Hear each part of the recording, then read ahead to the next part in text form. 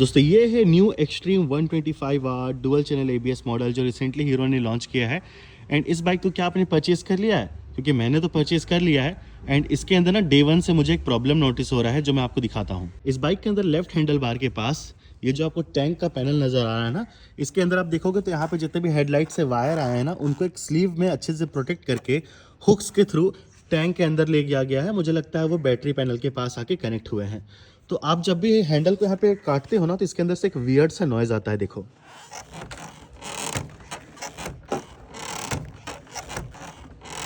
कुछ घिसने का आवाज आप देख रहे हो, वो इस वाले रबर स्लीव से आ रहा है। ये मुझे लगता है पैनल के अंदर कहीं टच कर रहा है। आप सुनो,